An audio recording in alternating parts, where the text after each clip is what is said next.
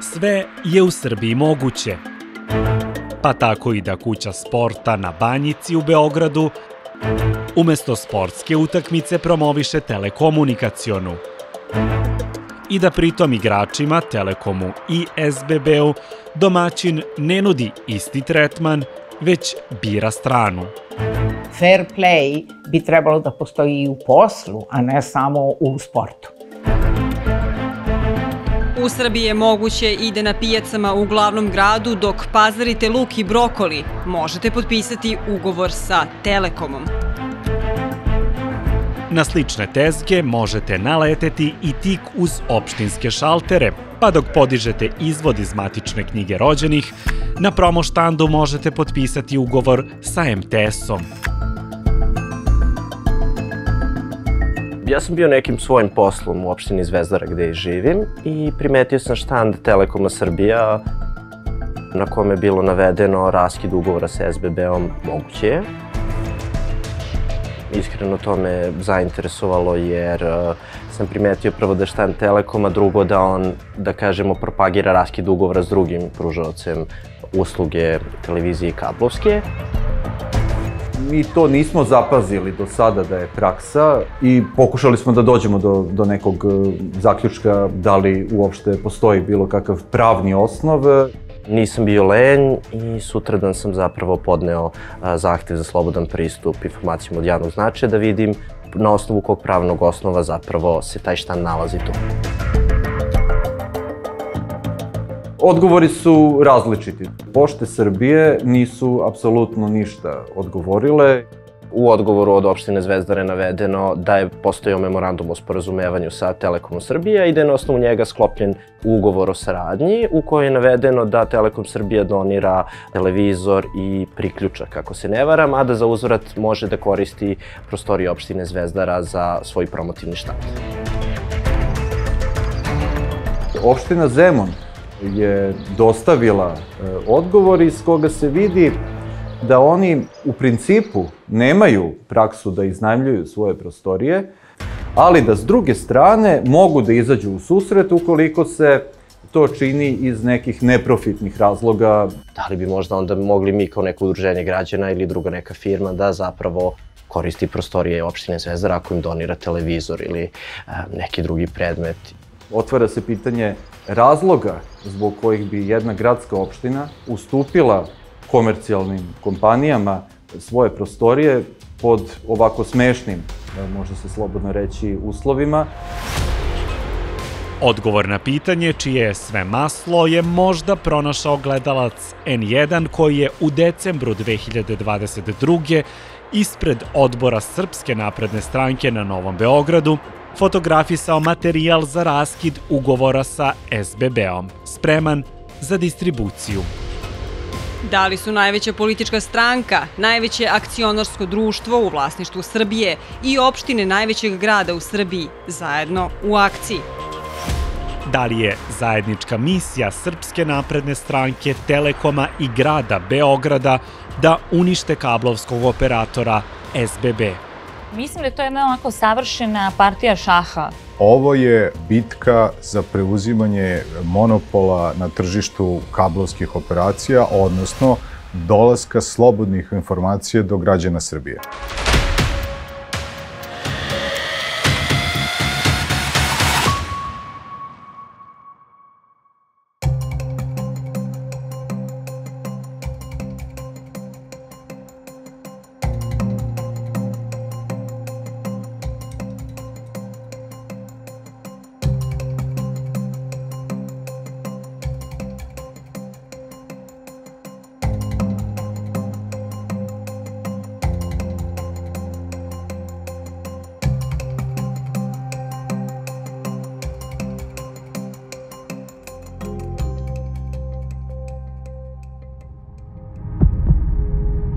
Kako je došlo do toga da telekomunikaciona kompanija u vlasništvu Republike Srbije misiju zadovoljstva korisnika i njihovog vrhunskog digitalnog iskustva, kako piše na sajtu Telekoma, pretvori u misiju stavljanja tačke i konačnog slamanja konkurentskih kompanija United Media i SBB, kako piše u internim dokumentima Telekoma. Sasvim je logično pomisliti da firme žele da unište konkurenciju, jel da, pod znacima navode, jer retko kada se može reći da nekoj firmi odgovara baš da ima konkurenciju. Na kraju krajeva svi smo igrali onu društvenu igru Monopol i znamo kako se sve to završava.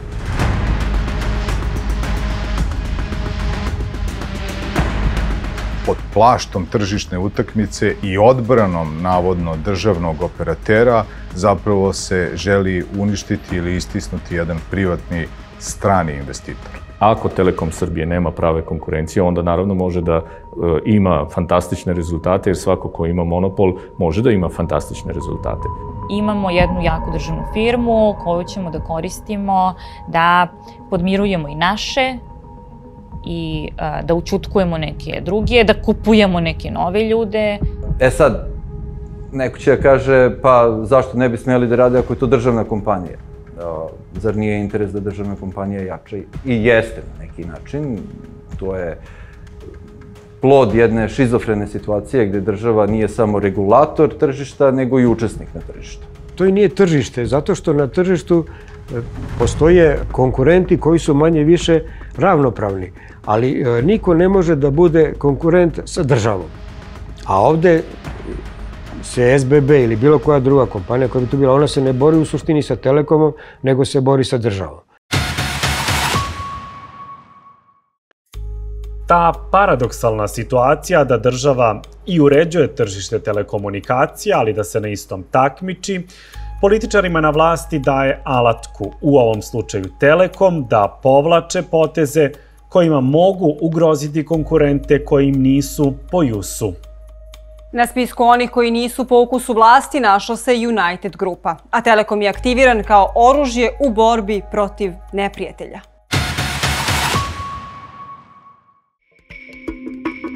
Telekom Srbija je osnovan 1997. kao akcionarsko društvo u vlasništvu Pošte Srbije, Telekom Italije i Telekom Grčke.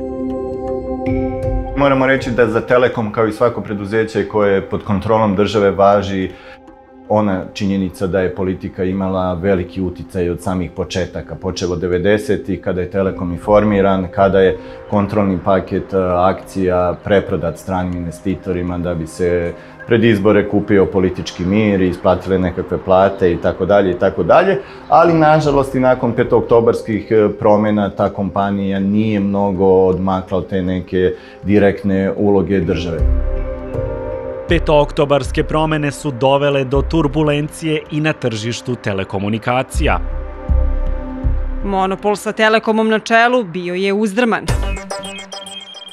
U igru 2002. ulaze srpske kablovske mreže, to jest SBB, privatna kompanija nastala spajanjem više lokalnih operatora kablovske televizije. Na tu ideju došao je tada biznismen iz Kragujevca Dragan Šolak. When I talked to my partners on a lunch in my hometown in Kragujevac, discussing this project, I told them, you know what, we cable Kragujevac and then we retire. So obviously we went a bit further than the initial thought. Ideju su u startu prepoznali stranci. U SBB finansijsku injekciju ubrizgao fond Georgea Soroša, američkog investitora mađarskog porekla, što potvrđuje dokument koji je objavio Wikileaks. U srpske kablovske mreže investirala je i Evropska banka za obnovu i razvoj, koja je i osnovana sa misijom da osnaži privatni sektor u bivšim socijalističkim republikama. To je bilo 2004. godine. Ja sam došla u Beograd da budem direktor Evropske banke za obnovu i razvoj za Srbiju i Crnu Goru. I naravno viđala sam se sa mnogim kompanijama, radili smo kredite, učešće u kapitalu i tako dalje. I jednog dana su tražili sastanak direktor, to se zove South East Equity Fund, to je de facto Sorošev fond koji učestvuje u kapitalu raznih firmi, privrednih subjekata, i Dragan Šolak. Oni su dosta se lepo spremili za taj sastanak, dali su mi i sve finansijske rezultate, a dali su i planove razvoja. I meni se tada učinilo da to može biti investicija koju bi Evropska banka podržala. To se i dogodilo. EBRD je ušao u vlasničku strukturu SBB-a. Ja sam bila tada član upravnog odbora SBB-a u ime Evropske banke i radila sam u Varšavi, dolazila na sastanke u Beograd. Pilipović Čefi je iz EBRD-a 2008. prešla na poziciju direktorke SBB-a, operatora koji je put do korisnika krčio uslugama kablovske televizije i interneta. Telekom je profitirao kroz fiksnu, a pre svega mobilnu telefoniju, pa i internet, sve do 2008. kada je odlučio da zakorači i u svet usluga televizije, čak 6 godina posle SBB-a.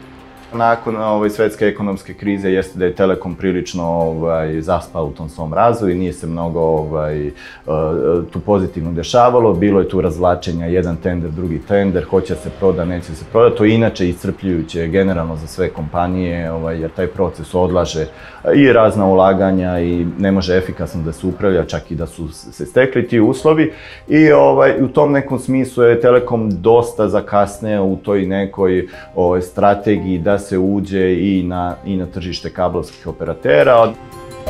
Kaskao je Telekom i u kvalitetu interneta. Podaci Regulatorne agencije za elektronske komunikacije pokazuju da je 2010.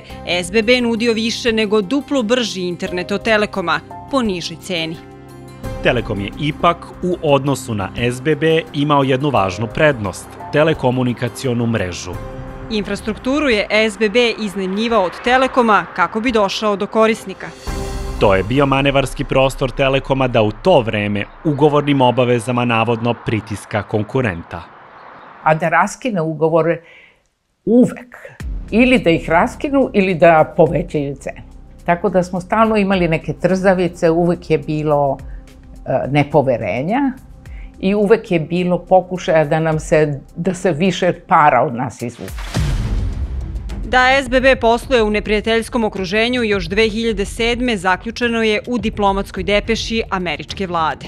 U tajnom dokumentu koji je objavio Wikileaks navodi se da je SBB suočen sa izrazito neprijateljskim okruženjem u pokušaju Telekoma da zadrži dominantan položaj na tržištu. Isti dokument beleži da je uprkos tome SBB rastao i 70% godišnje. To je privuklo nove investitore.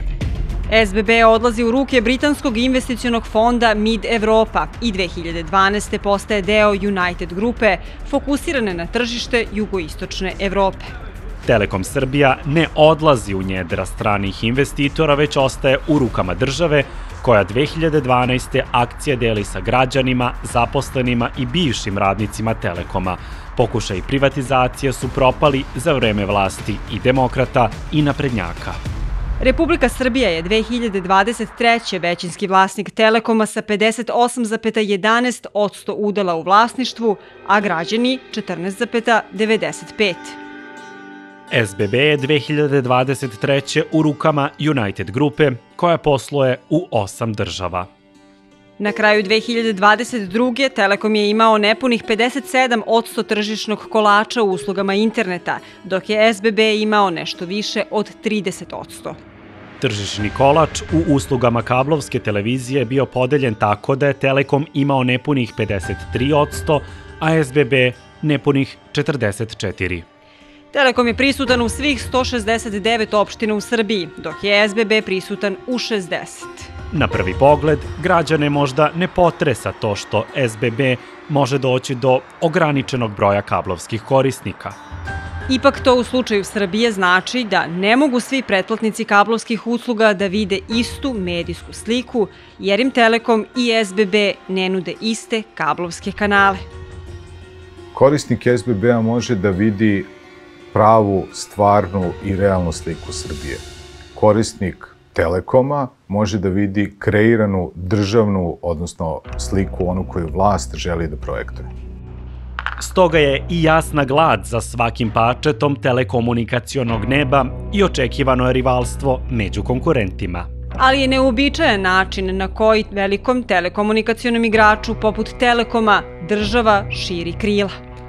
Država do te mere brani svoj interes u Telekomu da čak i predsjednik države, pored rešavanja velikih političkih pitanja u svoje aktivnosti, uspeva da uvrsti i promociju Telekomovih usluga. Imam Telekomov kablovski sistem, Supernovu, što preporučujem i svim drugim građanima. Ne, ovo nije MTS promoter sa nekog od štandova u beogradskim opštinama ili pijacama. Ovo su reči predsjednika države. Ovako mešanje političara u ove nekakve rasprave između dve velike firme po meni predstavljaju nedopustivo mešanje. Za mešanje predsjednik nije birao ni mesto ni vreme. Tako je u prvom gostovanju na RTS-u posle 2 masovne pucnjave u maju 2023. iskoristio priliku da ponude kablovskih operatora deli na dobre i loše. Na konstataciju voditeljke da ne gleda televizijski kanal u ponudi SBB-a, Aleksandar Vučić je replicirao sa: Dobar izbor. Iznenađuje da predsjednik Srbije bira stranu, jer se u Narodnoj skupštini zakleo da će sve svoje snage posvetiti između ostalog odbrani Ustava, a najviši pravni akt propisuje da ekonomsko uređenje u Republici Srbiji počiva na otvorenom i slobodnom tržištu i samostalnosti privrednih subjekata. Ustav precizira i da su strana lica, što je u ovom slučaju United Grupa, jednaka na tržištu sa domaćim. Ali ovu klauzulu o jednakosti učesnika na tržištu predsjednik države u praksi brani ovako. Prijavite se na Supernovu i lepo gledate sve. Prijavite se na Supernovu, znači Telekom, i tako lepo gledate sve. Šta znači ovakva rečenica? Zloupotreba predsjedničke funkcije. On ne sme da favorizuje ni jednu kompaniju, pa makar ona bila i državna, jer na taj način šalje poruku i tim stranim investitorima, u ovom slučaju, da ne treba da dolaze ako nisu dobri sa njim. U trenucima kada promoviše Telekomovu ponudu kablovskih kanala, predsjednik Srbije se vešto ograđuje i tvrdi da to govori kao građanin, iako u emisijama gostuje i dobija pitanja kao predsjednik države. On napominje, ja to govorim kao građanin. Možda govori kao građanin, niko to neće shvatiti. No, politička favorizacija Telekoma možda i ne bi postojala da na drugoj strani nije kompanija SBB. A ni uspeh kompanije SBB možda ne bi bio toliki problem vlasti naprednjaka u Srbiji, da United Grupa kojoj pripada kablovski operator nije 2014. odlučila da proširi biznis s medijima. Te godine počela je sa radom N1 televizija i dobila etiketu i pre nego što je emitovala i sekundu programa. Sećam se da smo se okupljali i tada smo pravili tim koji zapravo treba da pokrene, novinarski tim koji treba da pokrene televiziju. Izdato je neko saopštenje u kome je navedeno ko će biti članovi tima. Istog dana, odnosno sutradan, svi smo sa fotografijama bili na naslovnoj stranici Informera i rečeno je da su ovo ljudi koji će raditi za zapadne službe da sruše Vučića. Kako je N1 postao CIA? U godini osnivanja televizije United Grupom upravljao je američki investicioni fond KKR, u kojem je radio i srpskoj javnosti do tada nepoznat David Petreus. CIA potiče od Petreusa. Petreus između ostalog bio je i vojnik, bio je i direktor CIA i tako dalje. I on je veoma jedan iskusan političar, geopolitičar. KKR ga je zaposlio kao direktora nešto što oni zovu globalni institut. To je savjetodavno telo koje im pomaže da razumeju geopolitičku situaciju gde god investiraju. Oni investiraju od Azije do Južne Amerike. Tako se David Petreus kao predstavnik stranog investitora uoči početka rada televizije N1 našao licem u lice sa Aleksandrom Vučićem. Razgovori su bili sasvim normalni, sasvim na nivou državnika, da kažem. Petreus je veoma dobar u tome što govori da zna dobro šta se dešava na makroekonomskom polju, u zemlji. Malo bi pričali geopolitiku u regiji i onda bi mi rekli isto tako danas ili nas brine, na primjer, Komisija za zaštitu konkurencije koja baš ne radi kako treba ili razvijamo news information program i tako dalje. Sasvim kordijalni, normalni razgovori su bili između Petreusa i gospodina Vučića. I dok su novinske agencije izvestile da je dvojac razgovarao o poslovnoj klimi u Srbiji, sastanak je tabloidu Informer poslužio da N1 televiziju targetira kao kanal CIA, kojim Petreus želi da obori Vučićev rejting i spreči ga da se previše približi Rusiji.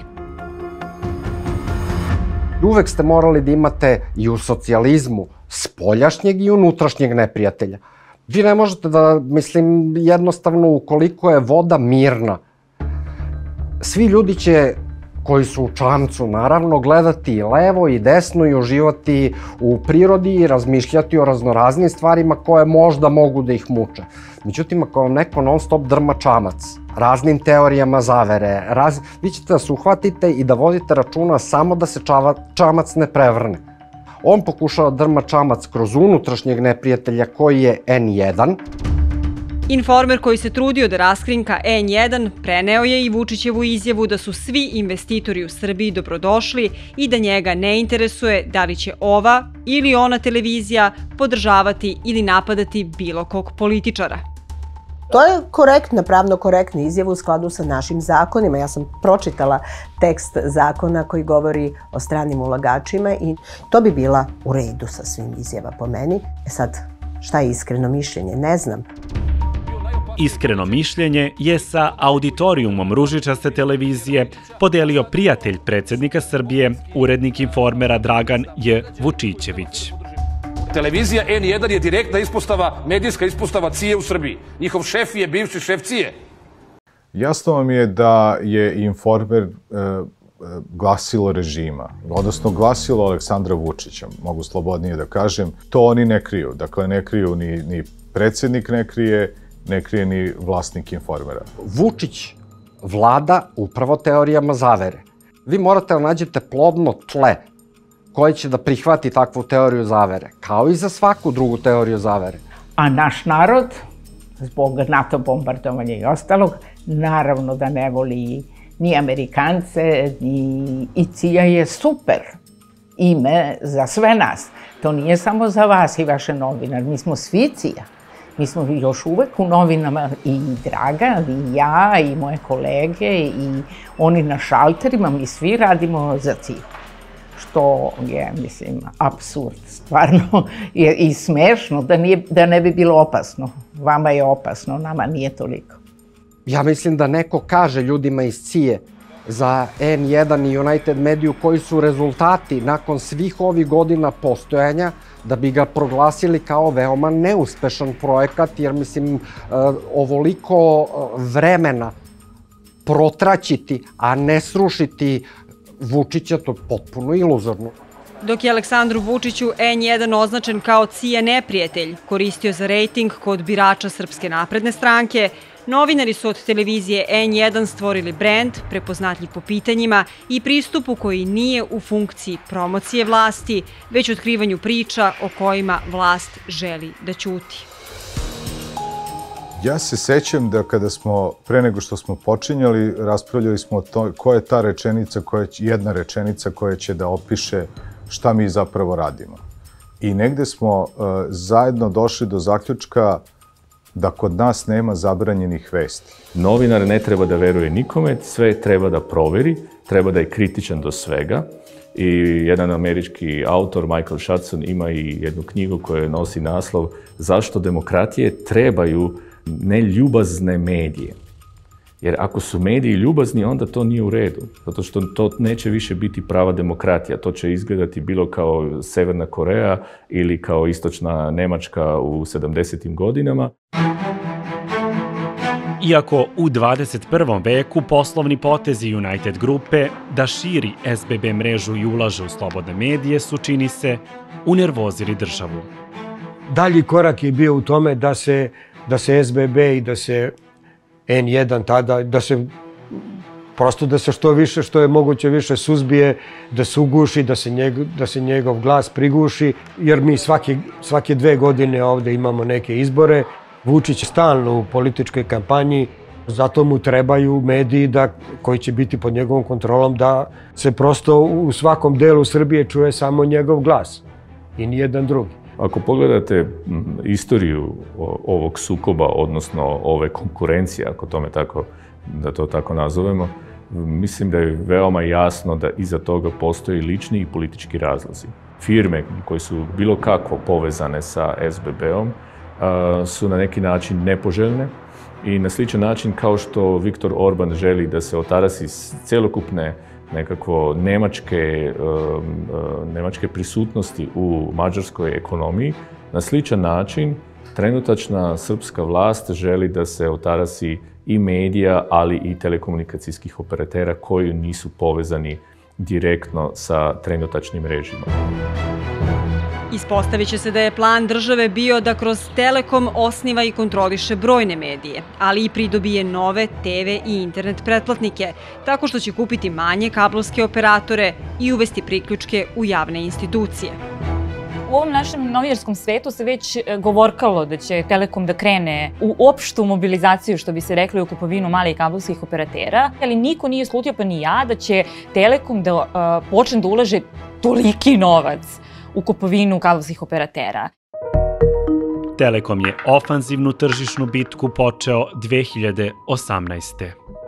Telekom Srbija, čiji je većinski akcionar država, zvanično je postao vlasnik 100% udela drugog po veličini kablovskog operatera u Srbiji, Copernicus Technology. Telekomu se tada kao partner pridružio Srpskoj naprednoj stranci dobro poznato ime, džoker iz rukava Srđan Milovanović. Postoje braća Milovanovići, Zvezdan i Srđan. Obojica su, koliko sam, Zvezdan je sigurno član, ali i Srđan je, koliko sam razumela, važan deo te SNS obitelji. Srđan Milovanović, tada vlasnik kablovskog operatora Copernicus Technology, je figura koja je Telekomu bila ključna za potez kupovine jednog od 15 kablovskih operatora. Oni su krili, naravno, i za mnoge kablovske operatere koji su kupili od 2018. do danas, ne zna se cena, ali su se za tu prvu kupovinu, veliku prvu kupovinu, Copernicus Technology-a, malo su izigrali sami sebe. Da Telekom nije štedeo, otkrila su dokumenta iz arhiva Agencije za privredne registre. Papiri su pokazali da je Milovanović 2018. bio manjinski vlasnik kablovskog operatora Copernicus Technology DOO, dok je 51% pripadalo investicionom fondu Abris, koji ima sedišta u Poljskoj, Rumuniji i na Kipru. Čim želite nešto da sakrijete ili nekoga da sakrijete, naročito nekog vlasnika, pojavi se nekakav nepoznati investicioni fond.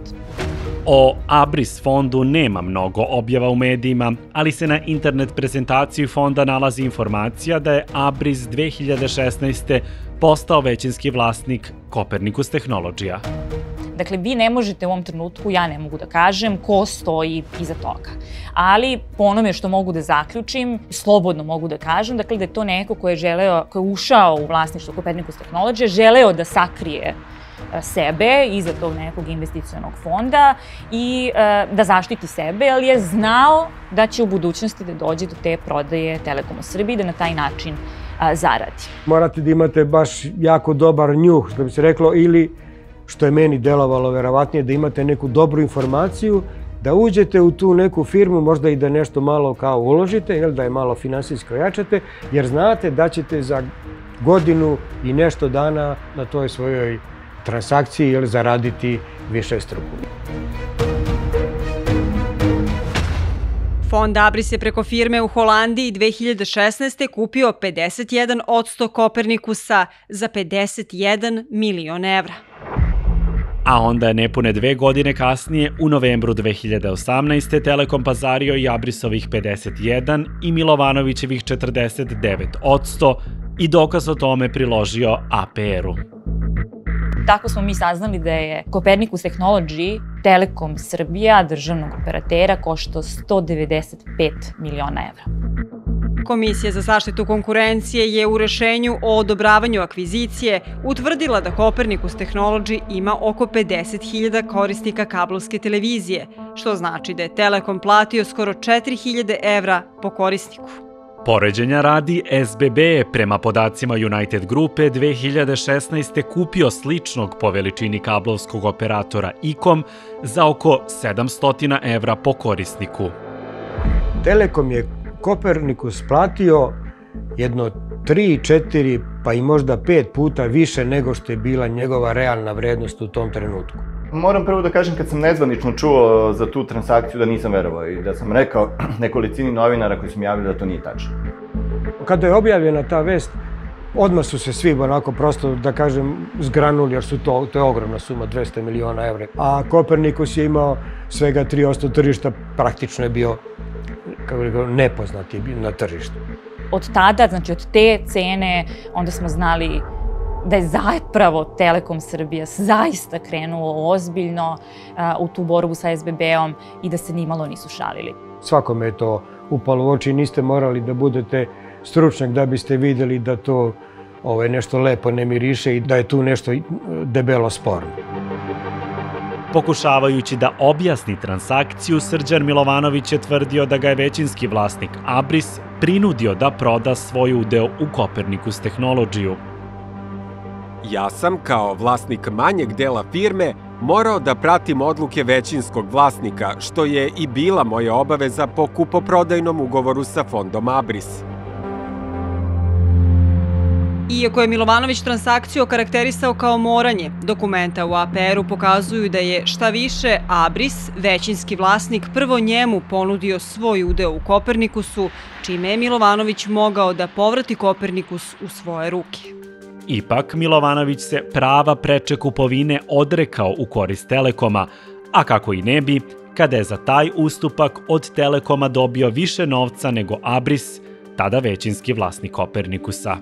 Kada se podvuče crta, Milovanović je za 49% dobio 105 miliona, a Abris za 51% 90 miliona evra.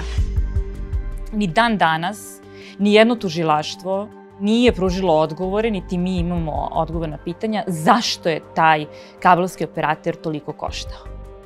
Da budem direktan, smatram da je cena bila ispod tržišne, ali ponavljam da je fond Abris bio taj koji je na kraju prelomio da proda Kopernikus.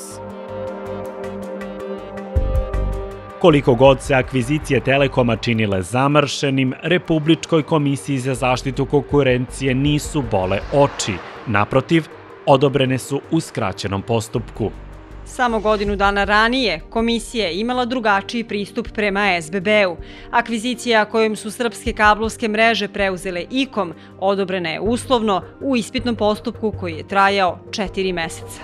Da, sve ovo zvuči toliko komplikovano da ni prvi čovek države nije ostao nem. Ajde da to sad objasnimo narodu o čemu se radi, da bi narod razumeo. Morao je dakle da se umeša i Aleksandar Vučić i dokaže da se pita o i razume čak i u biznis kablovske televizije. On zna sve, zna ko je kupovao, zna kako je kupovao. Kažu, pa što je Telekom to kupio? Pa zato da ne bi SBB imao sve. Predsednik Srbije je dakle otvoreno priznao da mu je SBB trn u oku. Isti onaj predsednik čija je vlada 2015. predložila zakon o ulaganjima koji propisuje da ulagači koji su strana pravna lica, što je u ovom slučaju SBB, u pogledu svog ulaganja u svemu uživaju jednak položaj i imaju ista prava i obaveze kao i domaći ulagači. Između ostalo kaže, jemči se zaštita ulaganja izvršena u skladu sa zakonom. Pa i kada su ta ulaganja u neku komunikacijnu firmu ili medij, i tu mora da se jemči. Ja mislim da oni zapravo ne žele pravu privatnu konkurenciju. Ono što mene interesuje je to da se državni resursi ne ćerdaju, da Telekom pobeđuje, da pobeđuje tajkune. Mislim da se tu radi o nekakvoj celokupnoj netrpeljivosti prema nekome ko je privatan, koji je uspešan, koji radi na osnovu tržišnih pravila, koji nema državnog novca, ali koji pokazuje izgleda neke rezultate, jer državna kompanija ne bi bila ljuta, da tako kažem, na neuspešnu i lošu privatnu konkurenciju. Oni bi se jednostavno smejali i verovatno bi i oni na neki način time ispali uspešniji i bolji i pametniji. Telekomova kupovina Kopernikusa bila je kraj prvog čina i Milovanovićev finansijski start za drugi čin predstave koja se iza kulisa krčkala. A sad vam otkrivam da su oni hteli da kupe i B92 i prvu i da su poslali ponudu.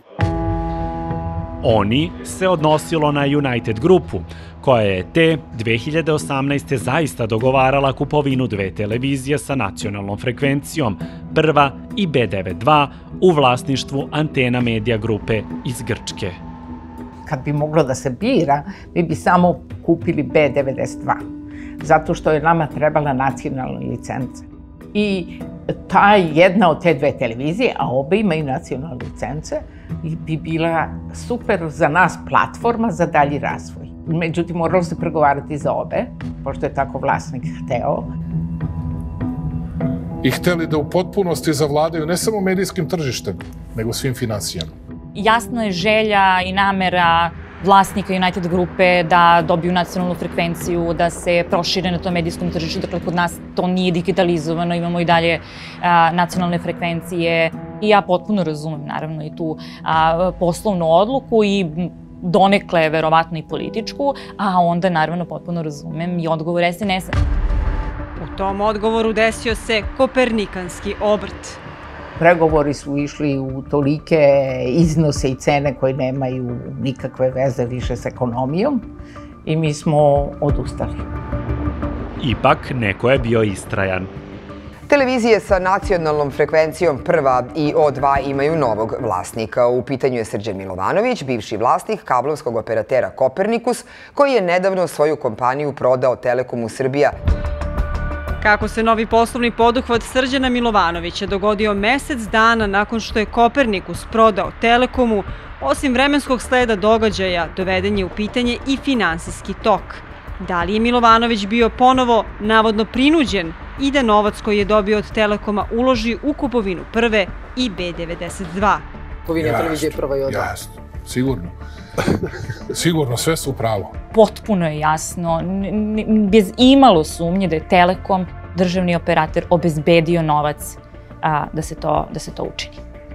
Televizije nisam kupio novcem Telekoma, nego sam prodao moj udeo Telekomu, a veći deo kupovine televizija platio sam sredstvima iz kredita i novca koji sam imao od prodaje 51% Kopernikusa fondu Abris. Pratite tragove novca, pratite finansiranje, pratite uticaj. Sad ja treba budem kriv ili neko od ovih ljudi ovde što je Grk prodavao televiziju? Satiričke mreže antena, ali tako? Tako je, vlasnik B92, O2 i Prve. Što je prodavao televiziju? Što da ga nije neko od nas naterao? Ne. Simptomatično je da je Milovanovićeva firma neposredno posle prodaje Kopernikusa Telekomu dobila 2 kredita i to baš od 2 domaće banke. Od Komercijalne banke u decembru 2018. godine uzeo je 10 miliona evra, dok od AIK banke u istom mesecu je dobio oko 70 miliona evra. Kada se saberu sume odobrene iz kredita i iznos inkasiran od Telekoma za prodaju Kopernikusa, dolazi se upravo do cene po kojoj se spekulisalo da je Milovanović kupio Prvu i B92. Srđan Milovanović je inače sarađivao sa naprednjacima, dok je Aleksandar Vučić bio opozicija.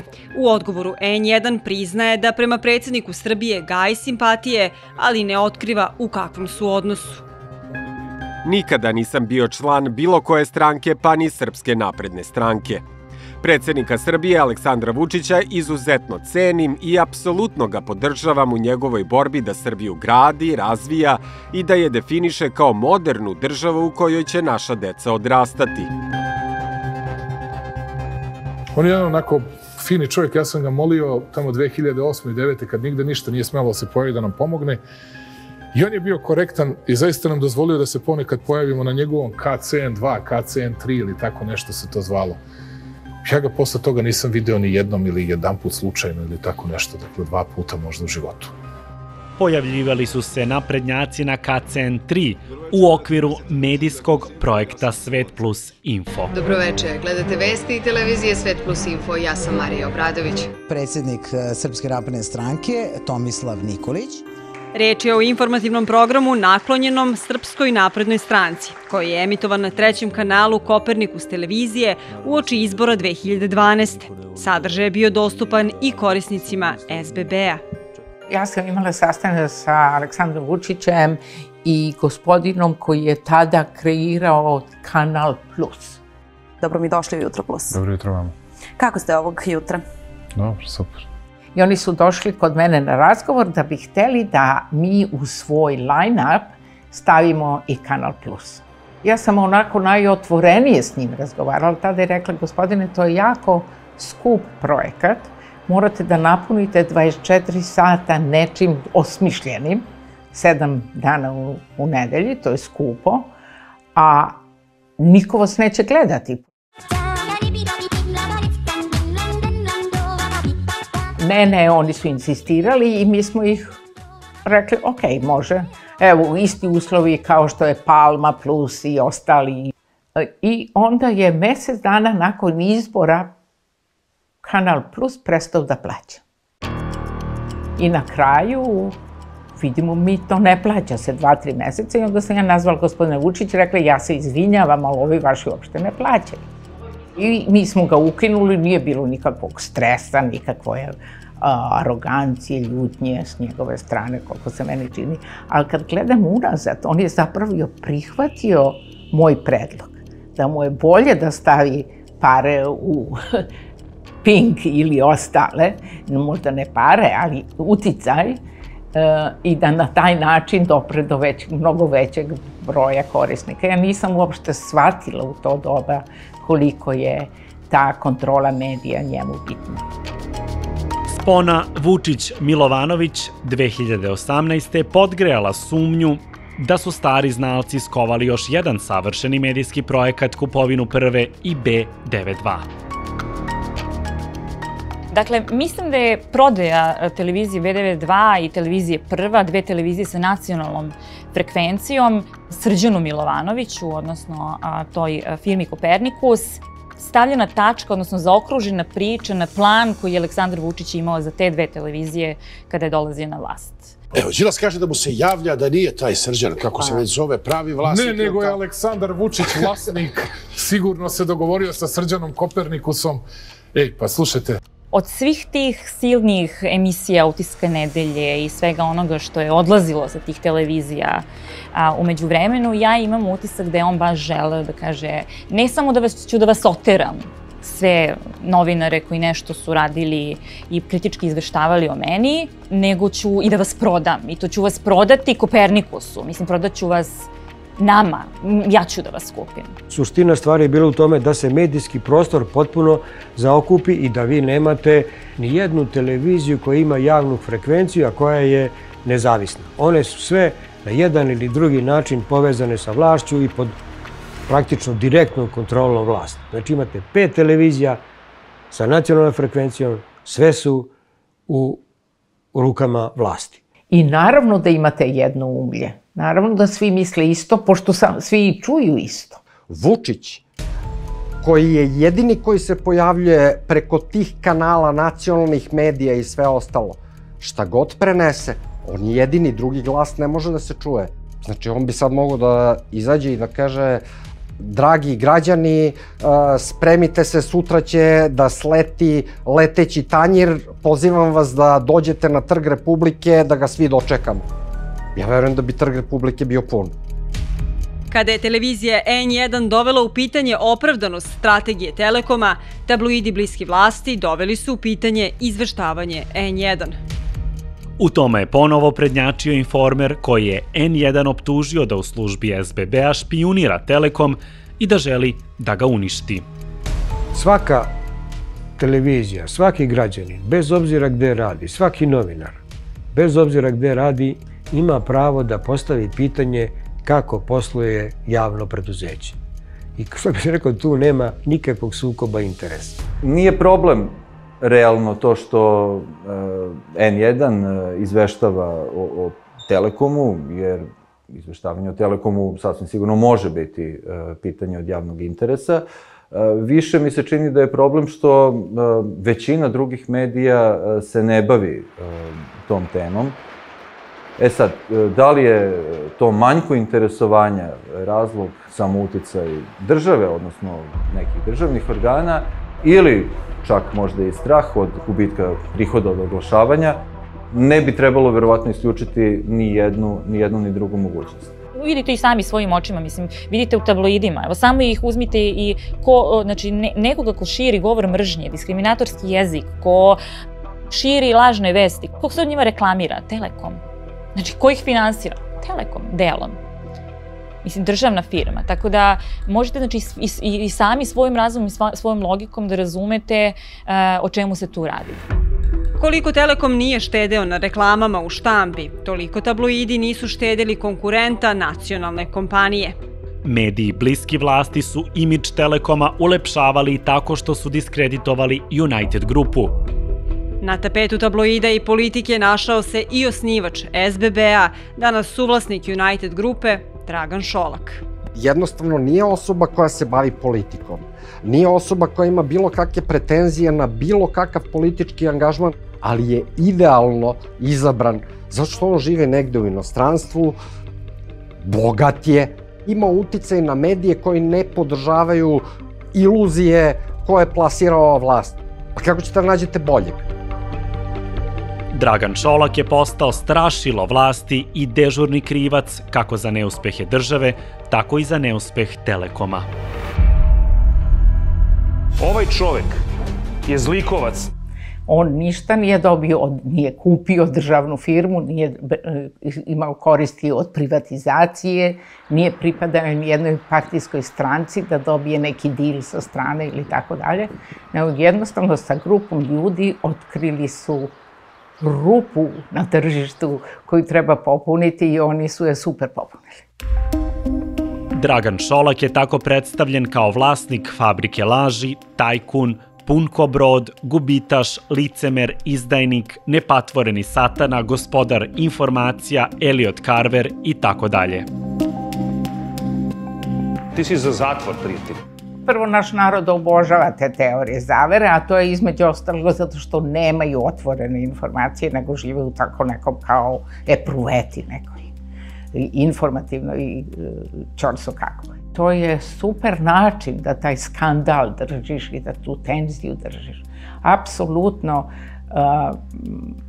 je tužno zapravo kad pomislite kako se manipuliše i narodom i kako se naši ljudi bezrazložno targetiraju i nazivaju najgorim mogućim imenima. To nije samo Dragan Šolak, to smo svi mi rukovodioci, to ste svi vi novinari, to je, rekla sam vam, i na šalteru ljudima govore ti radiš za Dragana Šolaka, pa šta? Dragan Šolak, koji već godinama živi u Švajcarskoj, pravdu je zbog uvreda u srpskim medijima tražio na sudu u Cirihu. Švajcarski sud je odlučio da Pink, Studio B i Informer plate Draganu Šolaku obeštećenje kao i da se uzdrže od blaćenja.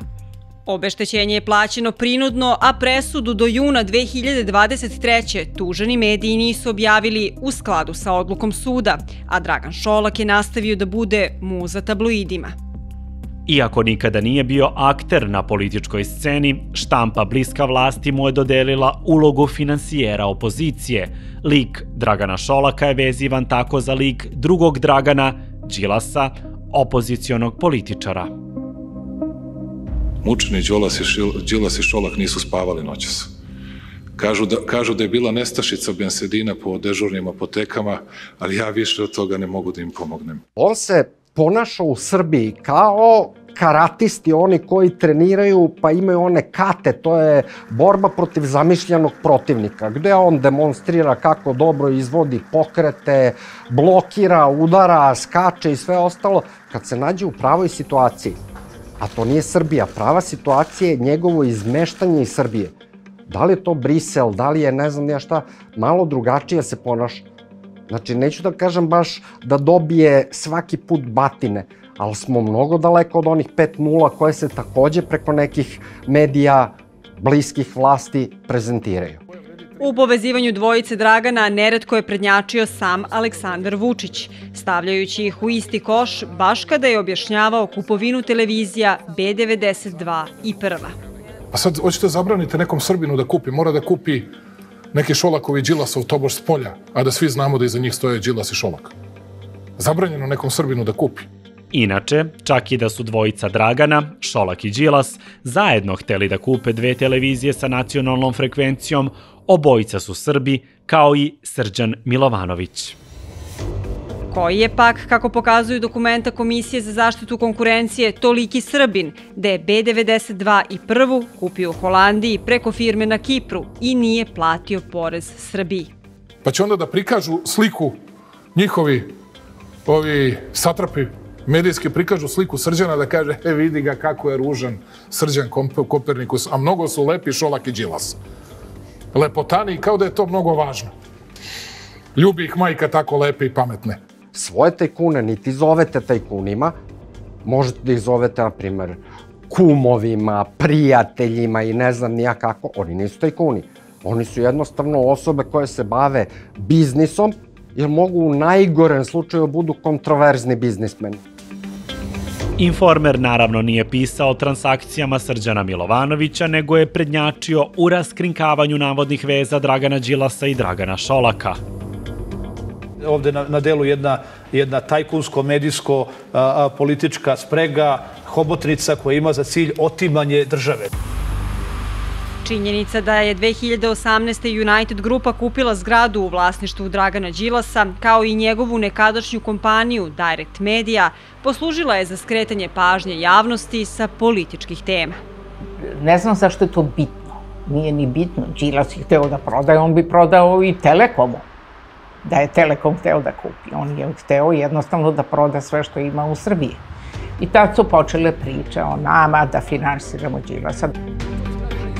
Glasnogovornik tih priča bio je Dragan J. Vučićević, iako po sopstvenom priznanju ni sam nije bio siguran, ima li čega spornog u tome što je United Grupa kupila kompaniju koja je nekada pripadala Draganu Đilasu. Ja nisam stručnjak mnogo za krivičan zakon i za poreski zakon, verovatno je to po zakonu. Pa to je meni bilo smešno. Ja sam bila čekali smo sastanak kod gospodina Vučića, ja i neke kolege iz KKR-a, kad je meni Suzana Vasiljević dala ugovor gde jedna firma kupuje drugu, kupuje zgradu Đilasovu. Ja kažem, i šta? To je bilo pred izbore za grad Beograd. I ona kaže, pa plaćena je veća cena nego što bi trebalo. Ja kažem, pa to je, ne znam, 4.200.000, tako je nešto bilo. Ja kažem, pa koliko je veća? Meni ne zvuči zgrada u Beogradu, 4.200.000. Ja kažem, ja imam utisak da je ovo politička nervoza. Ja kažem, kod vas. Tada je sve počelo. Oni su od tog ugovora počeli da sumnjamo, da mi to... Ja kažem, pa čoveku su trebale pare, možda i za izbore, otkud znam, zašto hoće. A nama je trebala zgrada, super, možda je prodao jeftinije, zato što mu je trebalo, a mi smo bili brzi pa smo zaradili na tom. Tako da je to ispalo, eto, kao velika pomoć Đilasu, što je jako smešno.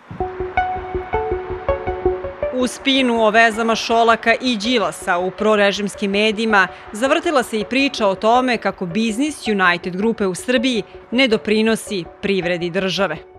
Predvodnica targetiranja, naročito medija United Grupe, neretko je bila predsjednica vlade Srbije. Tako je Ana Brnabić umesto odgovora na pitanja novinara N1, na primjer o sporazumu za Kosovo, radije govorila o porezu United Grupe. Istina je da je United Grupa registrovana u Luksemburgu.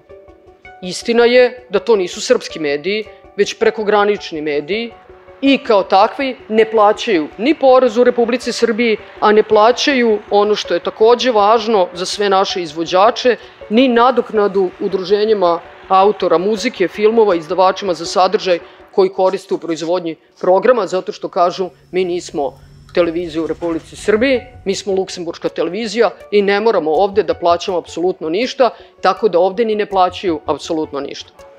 Tačno je da je sedište televizije N1 u Luksemburgu, ali je tačno i da je takav vid rada N1 omogućava Konvencija Saveta Evrope o prekograničnoj televiziji, koju je država ratifikovala zakonom 2009. Pre svega naše firme nisu u offshore zonama, one su onshore, samo što su u Holandiji i Luksemburgu, koji imaju bolji pristup investitorima, između ostalog, i porez je dobar. Naše firme nisu samo u Srbiji, one su i u Sloveniji, u Bosni i Bugarskoj, znači moramo biti negde za sve nas. Izabrali smo Holandiju. I za medije i produkciju smo izabrali Luksemburg. To je sasvim prihvatljivo i puno drugih firmi je to uradilo, ne samo iz našeg regije, nego iz cele Evrope to rade. Osim evropskih direktiva, rad United Grupe legalizuje i zakon o javnom informisanju usvojen 2014. za vreme vlasti naprednjaka. Član 46 tog akta definiše da isto lice može biti i izdavač medija i distributer medijskih sadržaja, što je slučaj sa United Grupom u okviru koje posluju i N1 i SBB. Ali tabloidi neretko navode da je taj član ušao u zakon pod pritiskom upravo United Grupe preko Brisela. Kod nas lobiranje je kao neka pežorativna reč. Mi nikada nismo išli u Evropsku uniju da im kažemo hej, promeni evropski zakon zato što nama ne odgovara. To ne bi ni uspeli na kraju kraja i da smo hteli to da radimo. Šta mi radimo? Mi jako pažljivo čitamo sve zakone u zemljama u kojima radimo i ako mislimo da neki od tih nacrta zakona ili zakona krše pravila Evropske unije, a nama ne odgovaraju, mi onda kroz našu advokatsku kancelariju u Briselu, imamo veoma dobru advokatsku kancelariju u Briselu, našu žalbu ili primedbu ili upozorenje, zavisi šta je, artikulišemo na način da Evropska unija to razume. Istina je da je član 46 zakona o javnom informisanju pogodovao United Grupi, ali je istina da je pogodovao i Telekomu Srbija, za koju je naprednjačka vlast u trenutku donošenja zakona planirala privatizaciju, ali na tapetu je bila samo United Grupa. To je opet onaj jedan način kako da diskredituješ nekoga, a da zapravo da lažeš narod. Tako bi se mogla okvalifikovati i izjava predsjednice vlade Srbije, da N1 ne plaća porez u Srbiji.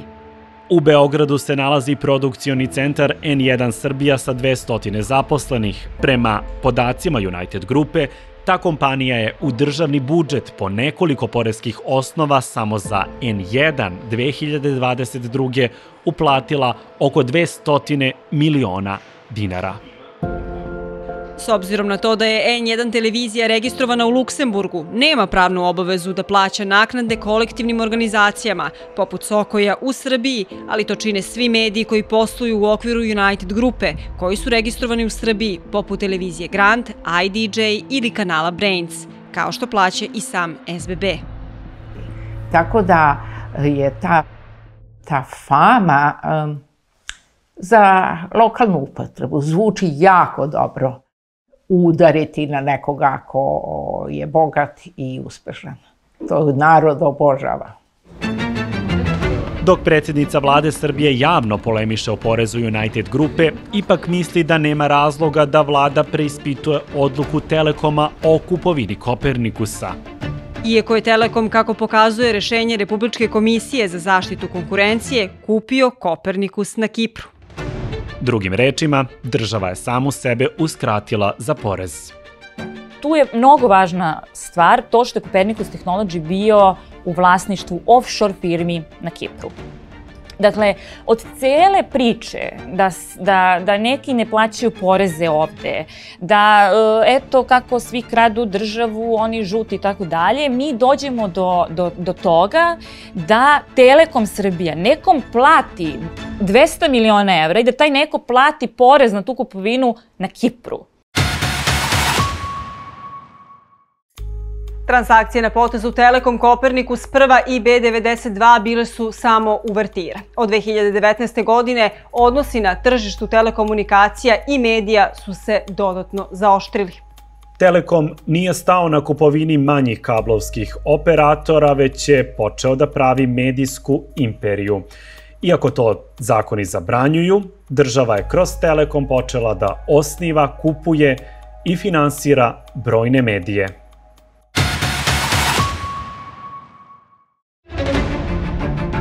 Posle transakcija Telekom, Kopernikus, Prva, B92, odnosi na tržištu medija i telekomunikacija se dodatno zaoštravaju 2019.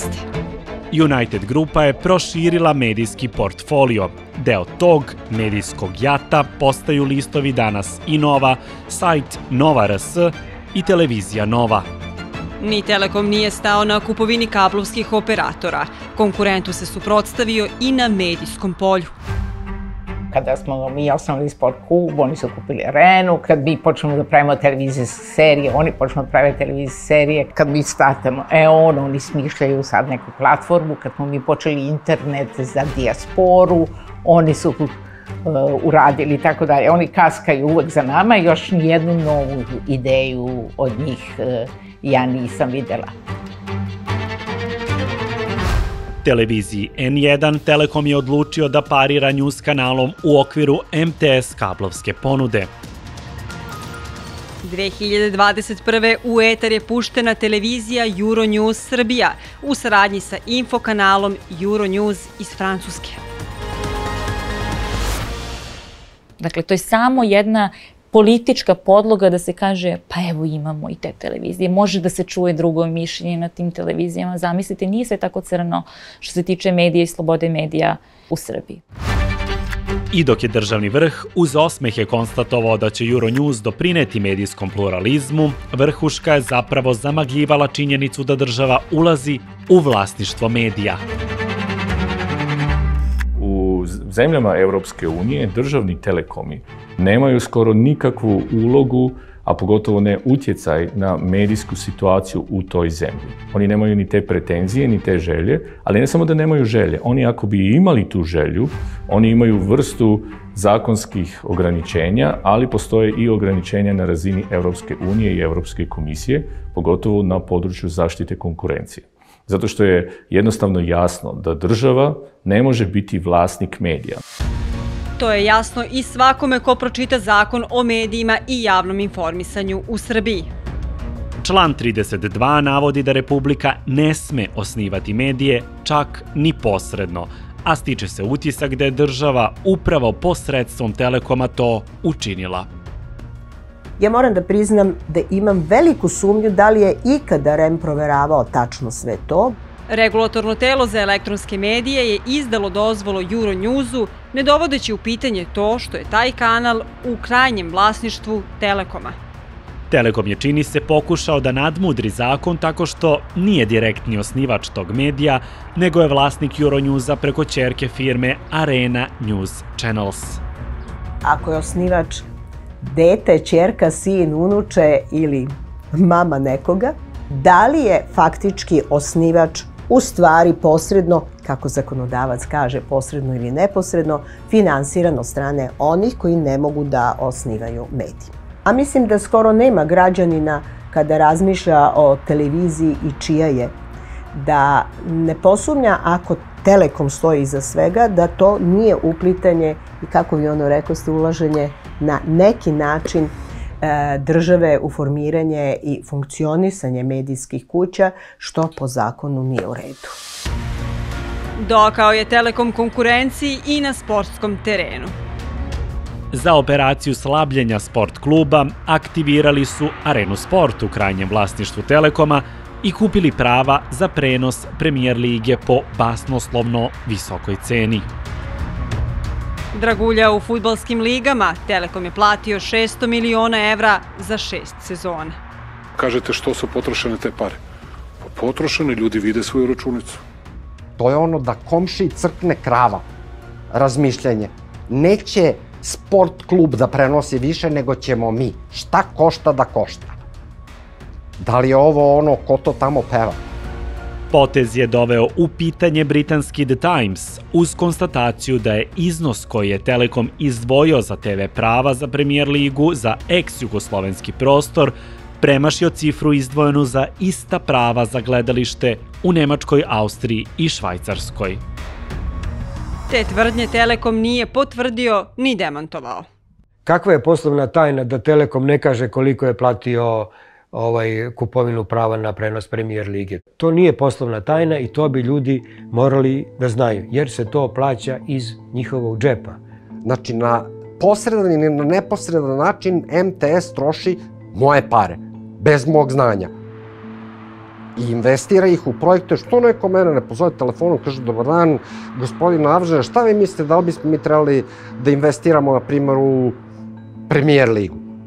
Ugovori te vrste zaista mogu uz puno opravdanje da budu poslovna tajna. Međutim, u situaciji kada se suma zaista čini previsokom i neka dodatna objašnjenja bi po mom dubokom uverenju morala da se daju. Da Telekom deli šakom i kapom upozorio je još ranije vlasnik Pinka Željko Mitrović, druga Aleksandra Vučića. Ukazivao je tada na Twitteru prvi čovek ružičaste televizije na propast u Telekomu. Možda je trač da je Olivera Zekić sredila da familija Joksimović dobije 2 miliona evra od Telekoma za neke buduće fiktivne bajkovite kablovske kanale. Okej, možda je to biznis, možda i ne. Možda svi misle da ja nisam sasvim normalan, ali ako ovo prođe, ja odoh na Mars zauvek. Željko Mitrović ipak nije otišao na Mars, već u zagrljaj direktora Telekoma, a tweet kojim je upravu tog preduzeća kritikovao je izbrisao. A kako i ne bi, kada je i sam novac Telekoma dobio. Naime, u filmskom studiju Pinka počelo je snimanje serije koju finansira upravo Telekom. Telekom učestvuje sa mnogo novca u stvaranju filmskog, odnosno serijskog programa. Dakle, vi ako ste u tom svetu, ako imate producentsku kuću, vi u Srbiji možda neki veliki novac možete samo od Telekoma da uzmete.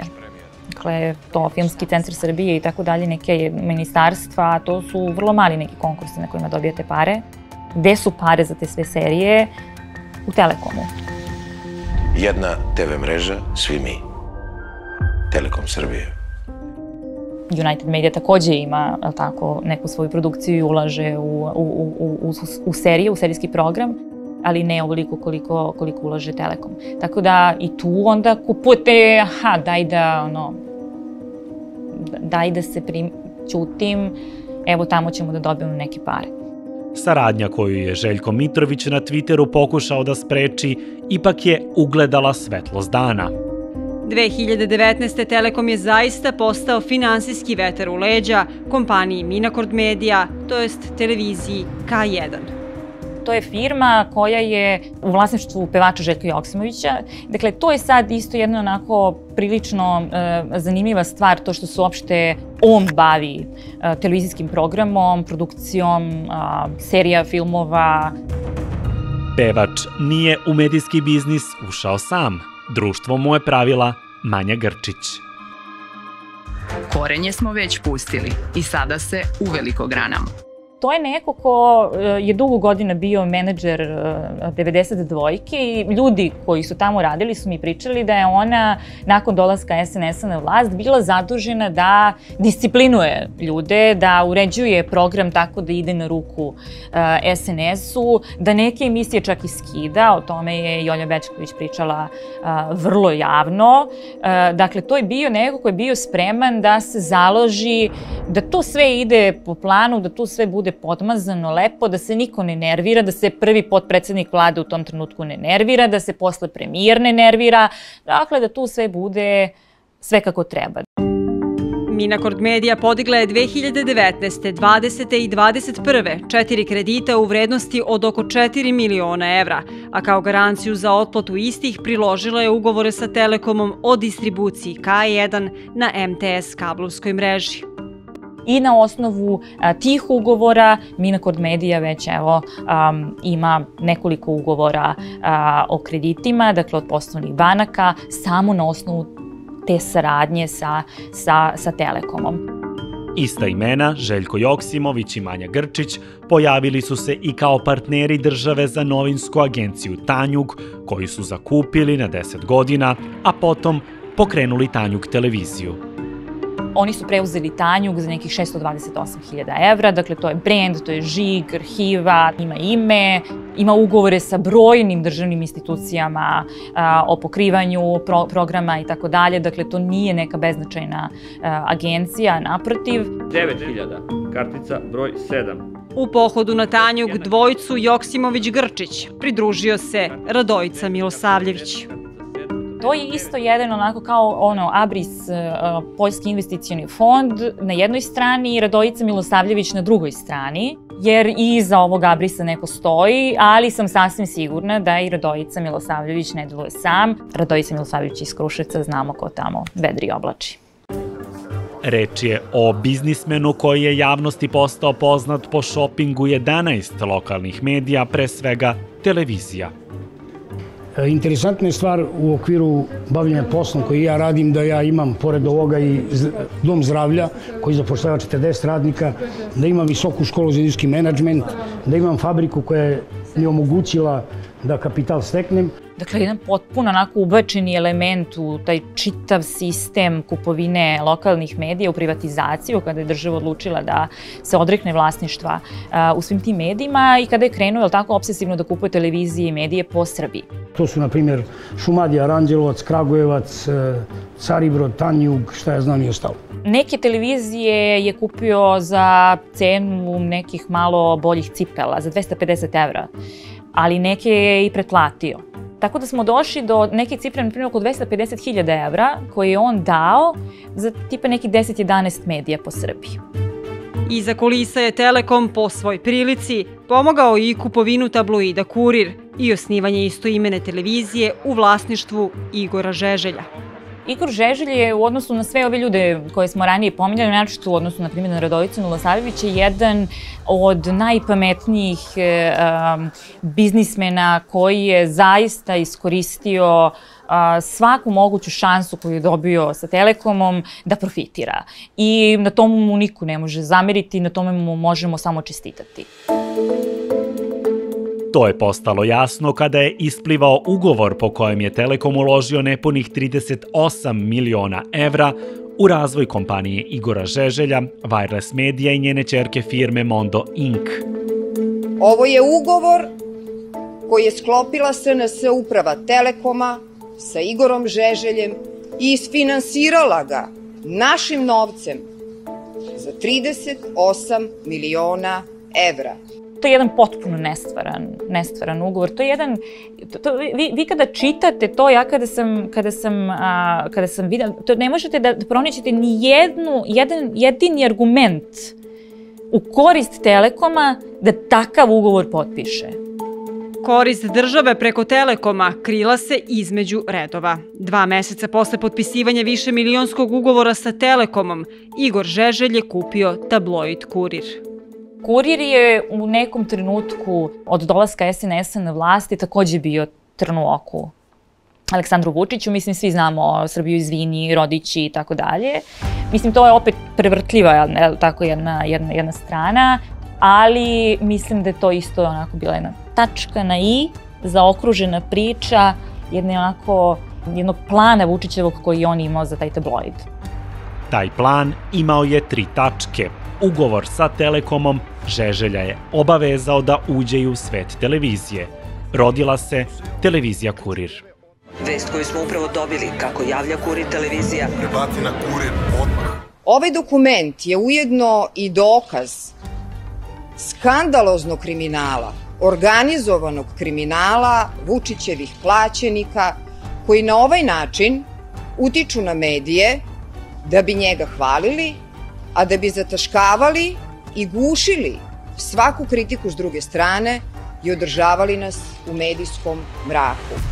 Dakle, da vi uredite sistem tako da na osnovu Telekoma dobijete kredite od banaka, da na osnovu Telekoma nekakvih, ne znam zašto i kako, nekih miliona evra koje vam oni daju na lepe oči, pokrećete svoje televizije, kupujete neke nove firme, da distribuirate program na njihovim kablovskim operaterima, da vas ne zanima da li imate jednog gledalca, a kamoli share od ne znam koliko, jer znate da ste sigurni.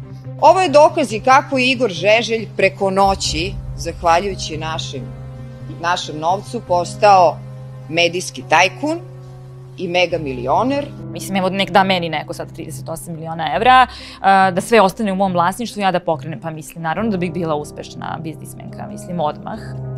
Ponovit ćemo još jednom. Akvizicija Adria Media Grupe je realizovana iz sredstava kompanije Mondo Incorporated i vlasnika, uz potpuno poštovanje svih važećih propisa. Saradnja sa Telekomom Srbija podrazumeva isključivo komercijalno-poslovni odnos pod tržišnim principima. Zanimljivo je ipak da je Kurir baš posle aranžmana sa Telekomom pokrenuo navodno istraživački serijal Dosije Šolak. U 22 nastavka Kurir je analizirao razvojni put biznismena, ali implicirao da se SBB razvijao na konto uspavanog Telekoma, a u tome im je društvo pravila predsjednica Vlade Srbije. Direktno ljudi koji su radili za Telekom su morali da postavljaju njihove kablove, da oni ne bi imali ni taj trošak. Direktno Telekom nije smeo da se bavi jednim biznisom da ne bi bio konkurencija SBB-u, Šolakovom. I direktno su uzimali i resurse i novac od Telekoma. Ubili naš Telekom. To je mašta ovih današnjih. Naravno da nije, da je bilo, ne bismo razvijali svoju mrežu. Da smo imali pristup mreži Telekoma koja pokriva 90 i nešto procenata teritorije Srbije, mi ne bi gradili svoju mrežu. Na kraju je ispalo da je dobro da smo gradili svoju mrežu, pošto je bila mnogo bolje kvaliteta. Predsjednici Vlade Srbije su partneri u ovakvom narativu bili i Informer, Nedeljnik Ekspres, portal Antidot i drugi. Pitanje je da li bi tabloidima United Grupa bila tema da u njenom vlasništvu nisu mediji koji godinama preispituju poteze vlasti, pa i samog Telekoma. Ma naravno da je ostalo relativno normalno medijsko tržište, mi uopšte ne bi bili bitni i ne bi bili. Međutim, kako je ta želja za kontrolom medijskog prostora toliko jaka, sve je pod kontrolom te jedne stranke. Mi smo drugačiji i mi smo nekontrolisani i mi smo zastrašujući. Poslednje u nizu ulaganja Telekoma u medije bilo je pokretanje Bloomberg Adrije 2022. Medija fokusiranog na biznis vesti. Ovo je moj tim izuzetnih. Iste godine, kompanija Igora Žeželja postala je partner portala Euroaktiv, specijalizovanog za vesti iz Evropske unije. Bloomberg i Euroaktiv su uz Euronews partnerstvo Telekomovih firmi sa kredibilnim svetskim kućama, ali s obzirom na to da iza njih stoji Telekom, postavlja se pitanje da li su potpuno slobodni da kritički izveštavaju o državi. Mislim, žao mi je što to kažem, tamo rade vrhunski novinari koji svoj posao, ja ne sumnjam, obavljaju najbolje što mogu u uslovima koji su im dati, ali rade za Telekom. Imajući u vidu da vlada direktno postavlja direktora Telekoma, ona zapravo može na taj način da utiče na poslovnu politiku medija, kako će oni da obrađuju neke teme u javnosti ili ne. To znači, ja ne bih svrstao u medije. To je prenošenje informacija iz jednog centra koje neko želi. Istina. Informacija. Poverenje. Da li ćete nazvati to odnosi s javnošću, propaganda, to su jednostavno kanali, različiti kanali prenošenja poruke. To je sad drugi par rukava, to su stvari koje nas bole, ali Evropsku uniju baš briga. Da Evropsku uniju ipak brine uticaj Telekoma na medijsko tržište u Srbiji pokazuju godišnji izveštaji Evropske komisije o napretku. Nigde u Evropskoj uniji vi nemate situaciju gde bi uloga državnog Telekoma bila tako jaka na području medija u celini, ali i na području news medija, znači medija koji stvaraju informativne sadržaje kao što je to u Srbiji. Pošto se našla pod lupom Evropske unije, nacionalna kompanija je odlučila da kontroliše štetu. Telekom je otvorio predstavništvo u Briselu, na čijem čelu je muž ambasadorke Srbije pri Evropskoj uniji. To je dosta blisko konfliktu interesa i to je zanimljivo kako ni tu bez države nisu mogli. I pored lobiranja, Telekom se našao u izveštajima 2020. 2021. i 2022. Ali u praksi se ništa nije promenilo. Država preko Telekoma i dalje finansijski utiče na medije, krijući se u nekim slučajevima iza svetskih medijskih brendova. Ja znam da puno kolega mojih po Evropi i u regionu ne znaju ko zapravo stoji iza na primjer Euronewsa u Srbiji ili Bloomberg Adria u ovom regionu. A to da iza toga, svega toga, zapravo stoji jedna sama firma i da je to državna firma, to je naravno nekakav pokušaj građenja nekakve Potemkinovog sela koji bi stvorio utisak pred evropskom javnošću i pred, naravno, evropskim institucijama, da je situacija medija u Srbiji slobodnija i da je pluralnija nego što zapravo jeste. Sa strane, gledajući za nekoga ko želi samo da čekira neki boks i da kaže aha, ima, onda je to to. Ali ako neko samo želi da skine naočar da kaže aha, ajde da vidimo to stvarno to, nije. Kako bi povećao vidljivost televizijskih kanala iz sopstvenog portfolija, Telekom je otišao i korak dalje. Jednog od konkurenata transformisao je u partnera. Kako bi namamio potencijalne gledaoce sadržaja u koji ulaže milione, Telekom je napravio pakt sa Telenorom. Iza kulisa predstave o liberalizaciji tržišta, Telekom je iznajmio infrastrukturu Telenoru, pa je tako i Telenor postao kablovski operator koji sada pod brendom Jetel nudi MTS sadržaj. Suština te saradnje zapisana je u obrazloženju ugovora sa Telenorom, dokumentu koji je označen kao poslovna tajna, a u koji je N1 imao uvid.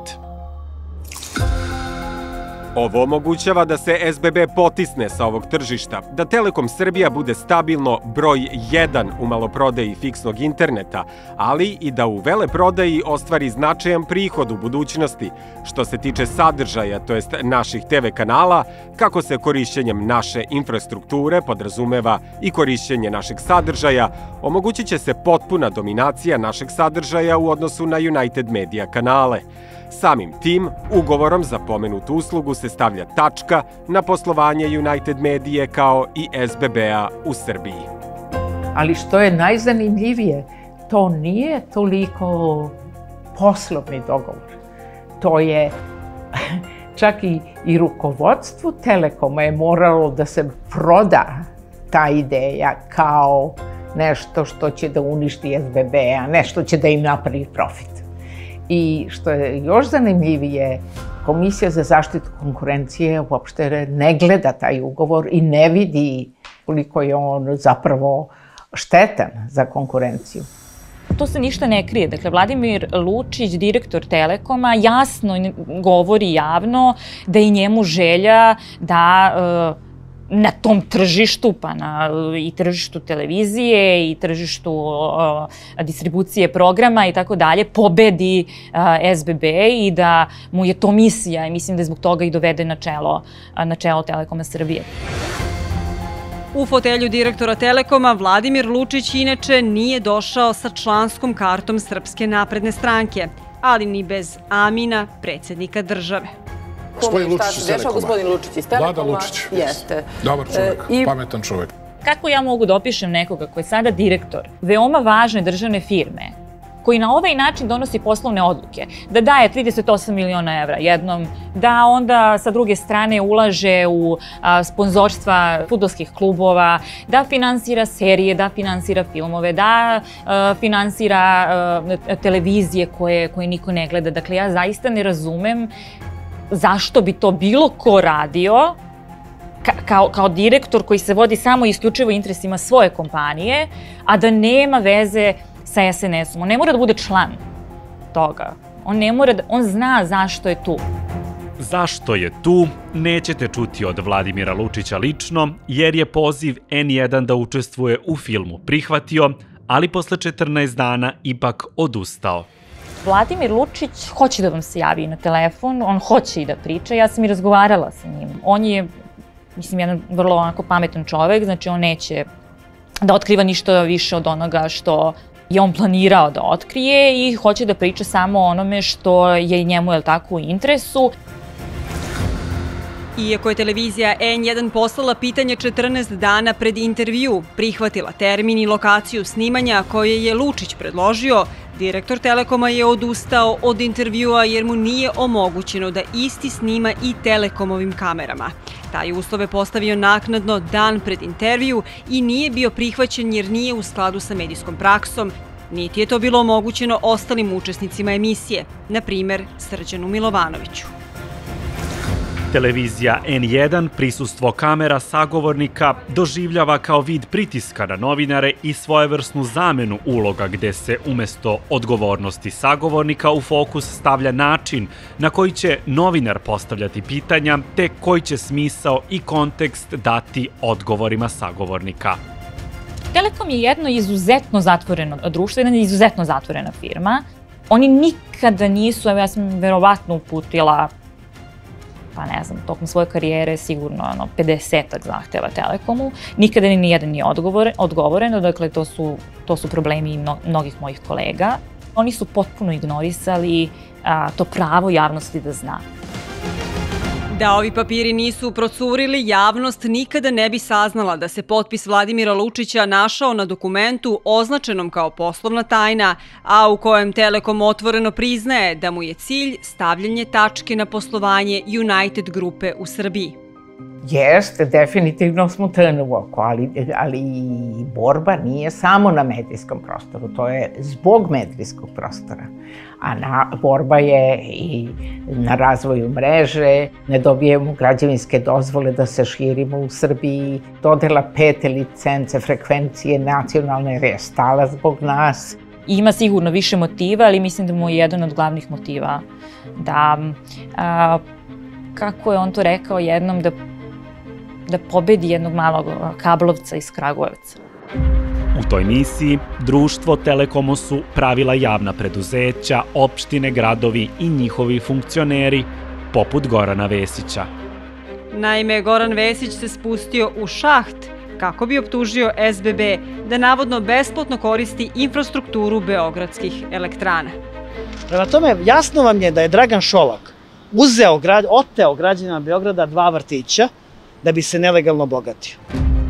Performansi usmereni ka diskreditaciji United grupe kulminirali su tako što je Telekom pecao korisnike na štandovima ispred poslovnica SBB-a, a potom u opštinama i na pijacama. I kod kuće su pretplatnici SBB-a obasipani pozivima i predlozima da tog operatora zamene Telekomom. Ali šta Telekom, šta mi kao vlasnici Telekoma, šta država kao vlasnica Telekoma ima od toga? Ništa. Da li su agresivni pristup korisnicima, kupovina 15 manjih kablovskih operatora i osnivanje televizija doneli finansijski rezultat Telekomu? Telekom Srbija vredi više nego ikada. Mi zapravo vidimo da je Telekom pred nivo velikog procesa investiranja 2017-18. godine imao vrednost negde oko $1.000.000.000, da bi na osnovu vrednosti iz 2019-2020. godine vrednost Telekoma bila negde između 1 milijardu i 1.100.000.000. Dakle, ukoliko posmatramo na taj način, vidimo da su sve ove velike investicije Telekoma nisu dovele do toga da on značajno poveća svoju vrednost, nego njegova vrednost ostala manje i više na istom nivou kao što je bila pre tog poslovnog ciklusa. Sigurno je da za sada raste dug Telekoma. Kako pokazuje poslednji finansijski izveštaj za 2022. Telekom je u dugovima do guše. Naime, neto dug nacionalne kompanije porastao je za 12 meseci skoro 500 miliona evra. Tu pričamo o neto dugu od blizu 2 milijarde evra. Telekom Srbija srlja i u nove kredite. U 2021. dug po osnovu kredita je bio 1.090 miliona evra, da bi 2022. završio sa kreditnim dugom od 1,5 milijardu. Dolazimo od tog zaduživanja da se vrate prethodni dugovi umesto zapravo da dolaze do smanjenja ukupnog nivoa zaduženja preduzeća. I šta onda? Mislim ništa, zato što se zna, pošto je to državna kompanija, on uvek može da se zaduži jer će država uvek garantovati njegove dugove, čak i ako nešto, da kažem, ne garantuje formalno, neformalno se zna da iza njega stoji država, tako da prosto tu nema nikakvog rizika i on se tako i širi onako bez neke ekonomske logike. Da poteze koje Telekom povlači na poljima medija i kablovskih operacija finansira zajmovima, pokazuje i koeficijent zaduženosti kompanije. on je porastao za 6%. Imajući u vidu da je preduzeće moralo da 3 puta poveća svoj iznos duga, dakle 3 puta im se povećalo zaduženje i da imamo prilično nepovoljnu strukturu zaduženja, dakle značajan udeo čine upravo kratkoročni krediti. Mi dolazimo u situaciju da je to značajno narušilo finansijske pokazatelje. Naravno, da ima tu vrhunskih rezultata, mi bismo o njima čuli i to bismo čuli lično od Vladimira Lučića, a ne čujemo i bojim se da su stvari što se tiče njihovih finansija mnogo crnje nego što možemo i da zamislimo. Ako su oni tako uspešni, zašto predsjednik Republike reklamira Arenu? Gledat ćete na Telekomu i Premier ligu i Špansku ligu, dakle Real Barcelona. Telekom obezbeđuje. Znate, država napreduje, pa pobeđuje Telekom. Svi su uvek mislili da treba da ih podrže, što je velika greška.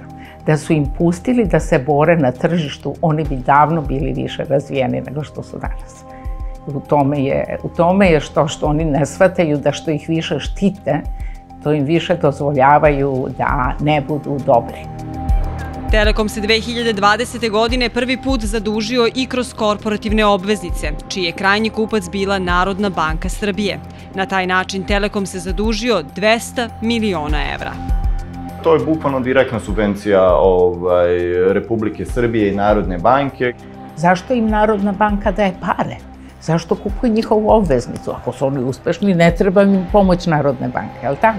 To su sve nekakve odluke koje mogu za sad da trpe iz prostog razloga što i ti kreditori Telekoma i razni investitori koji će sutra kupiti korporativne obveznice znaju da iza njega stoji država i da se po njih ništa loše neće desiti. Pravo da vam kažem, to meni zvuči malo kao Air Srbija ili Beograd na vodi ili ovi projekti koji će tad da se pokažu da baš i nisu bili profitabilni. Meni je dividenda ista. Godinama. Ali ako se u finansijskim izveštajima Telekoma ne vidi naročiti uspeh, to ne znači da Srpska napredna stranka nije bila na dobitku. Profit koji dobija ova vlast nije samo ekonomski. Interes partije i interes MTS-a je znak jednakosti, pri čemu interes MTS-a nije profit u smislu dodatnog novca, već je opet interes partije, ostanak na vlasti, ono što će njih motivisati da rade tako kako rade. Mi smo kao N1 recimo se videli na nekim operaterima koje je kasnije Telekom kupio. Kako ih je Telekom kupio, tako je nas izbacio. Na taj način zapravo su gledaoci, odnosno korisnici tih usluga, ostali bez našeg signala. Jer tu se čak ne radi čisto, naravno, o tim telekomunikacijama, ja to govorim, radi se o informacijama. Tu se nastoji da se kanali informisanja suzbiju, odnosno da što više budu u rukama vlasti. Ovo je sve ide na ruku vladajućoj partiji, dakle da porobi sve medije koje može da porobi, da finansijski uceni brojne novinare, brojne medijske radnike. Znate koliko porodica, koliko medija zavisi sada od Telekoma? Koliko novinara? Mislim, jako veliki broj. U slučaju Euronewsa, taj broj je na kraju 2021. što je poslednji dostupan podatak na APR-u bio 111. Toliko zaposlenih koštali su Telekom, krajnjeg vlasnika tog TV kanala, 246 miliona dinara samo po osnovu zarada, poreza i doprinosa. Kakav je uticaj Euronewsa, Bloomberga? Ko to gleda? Dok se deo medija i medijskih radnika porobljava, ono malo slobodnih koristi se kao dokaz da u Srbiji u praksi živi sloboda izražavanja. U toj predstavi mediji poput N1 i Nove tako služe kao savršeni alibi da sloboda medija u Srbiji postoji. A moć ove kompanije je takođe dokaz moći ove kompanije u Srbiji, da su mediji u Srbiji slobodni. Jer ta kompanija ne bi mogla da bude moćna ovde u Srbiji da mediji u Srbiji nisu slobodni. Danas su medijski uslovi u Srbiji idealni, rekao bih najbolji u istoriji Srbije i to je činjenica. Država je tako ruku pod ruku sa Telekomom pokazala kako se u hibridnim političkim režimima, gde je Srbiju svrstala i vašingtonska organizacija Freedom House, mediji koriste za ostvarivanje političkih ciljeva. Zarad stvaranja utiska demokratije, takvi režimi ne zatvaraju kritičke medije i ne hapse novinare, ali ograničavaju njihov domet i uticaj, dovode u pitanje njihov kredibilitet i ekonomskim pritiscima i guraju na ivicu održivosti. Ovoj vlasti nikako ne odgovara da N1, Nova S i United Media ne postoje. Znači da ih nema. Ova vlast bi ih izmislila. Zato što i ovako i onako Vučićev režim ima užasno loše kritike po pitanju slobode izražavanja i informisanja u Srbiji. I užasno mu je važno da postoji nešto što će pokazati predstavnicima međunarodne zajednice, dakle Evropskoj uniji i Americi pre svega, da kaže pa imate slobodni mediji, evo on je pod mojom kontrolom. Ukoliko smo svi na istom tragu i ukoliko postoji jednoumlje, nemate čime da plašite ljude. Ovako, sećate se kad smo bili deca, kad su pričali o babarogama. To je nešto što ne postoji, ali mi to ukapiramo kasnije da ne postoji. Znači, ovde je ta babaroga N1. Pošto nema šta drugo da ga ugrozi, on je od nas napravio političke neprijatelje. Jer mi smo u suštini opasniji, to mišljenje koje dolazi sa N1 je opasnije po Vučića nego mišljenje opozicionih političara koji nemaju gde da se čuju. I zato smo mi njemu unutra dobar primer kako će da plaši njegove birače, a sa druge strane opravdanje međunarodnoj zajednici da nije baš sve pod njegovom kontrolom. Ali vidite šta se sad desilo. Sada je Euroaktiv kupljen od strane ljudi koji su veoma bliski vlasti i razne druge aktivnosti se pokreću koje izgledaju proevropski, šminka se. Scena se šminka. I ja razmišljam, pa jednog dana kad ti malo postanu vidljiviji, kad oni obogate taj svoj sadržaj sa proevropskim, kvazi proevropskim sadržajima, da im možda mi više nećemo trebati ni taj kao smokvin list. U lepezi mehanizama kojima se služi vlast, jedna tehnika je posebno procvetala. Ciljanim bojkotom N1 i Nove, vladajuća struktura želi da delegitimizuje rad medija United grupe, jer im uvek uskraćuje drugu stranu. To je volja vlasti i volja režima koje je evidentno. Sad imamo i, kako da kažem, i dokaze za to. Njima je zabranjeno da daju intervju u studiju N1. Zato što bi na taj način ugrozili svoje karijere, ugrozili svoje položaje, verovatno i porodice. Pa to je prilično nezrela strategija koju su naravno delomično prihvaćali i slični politički lideri kao što su Viktor Orban ili kao što je Janez Janša. Ja verujem da i Vladimir Putin Rusiji nikada zapravo nije želeo dati pravi intervju sa pravim na neki način medijem. Ali ne radi se ovde više samo o najvišim državnim funkcionerima, o ministrima.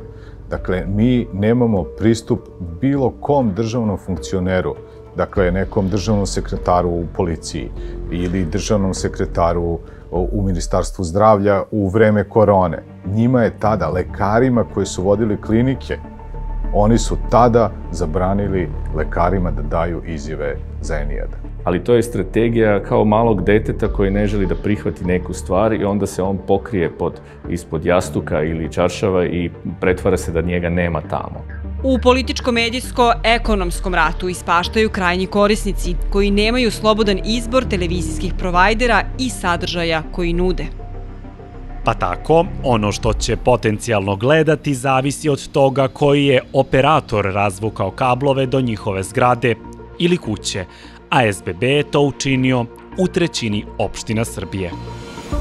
Vi imate ekstremno podeljenu javnost u ovom trenutku, ona koja može nas da gleda i ona koja ne može nas da gleda. Na taj način se i kreira to javno mnjenje i odatle zapravo proističe ideja države da pokuša da kontroliše i taj kako da kažem, prozor u svet koji u ovom trenutku N1 i mediji u United Mediji daju.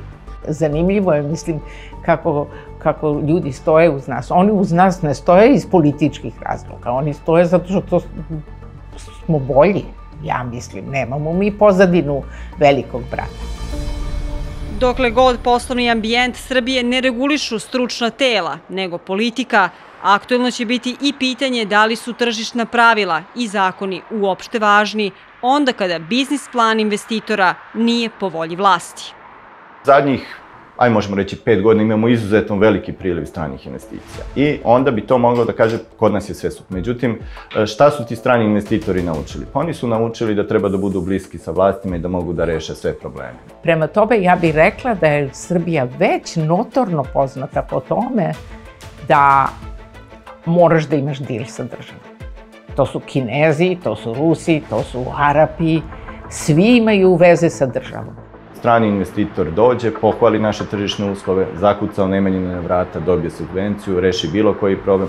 Što kaže naša izreka, sit gladnom ne veruje, oni mogu da reše sve svoje probleme. Kada bi Komisija za zaštitu konkurencije radila svoj posao, kad bi REM radio svoj posao, nama bi bilo sve jedno ko je u državi. Ali ako osetite da kad god dođete u jednu instituciju koja bi trebala da bude nezavisna, vi vidite da je neko ima protekcionizam i sporedni ulaz gde dobija sve, a mi udaramo glavom u zid, naravno da se žalimo i bunimo. I kritikujemo, naravno da ih kritikujemo, a zašto i ne bi? Upravo zbog kritike na televiziji N1, Telekom je tužio United Grupu Privrednom sudu u Švajcarskoj. Postupak je u toku. Žalila se sudu i United Grupa. Tužila je državu Srbiju pred Međunarodnim centrom za rešavanje investicionih sporova Svetske banke, poznatim kao Vašingtonska arbitraža.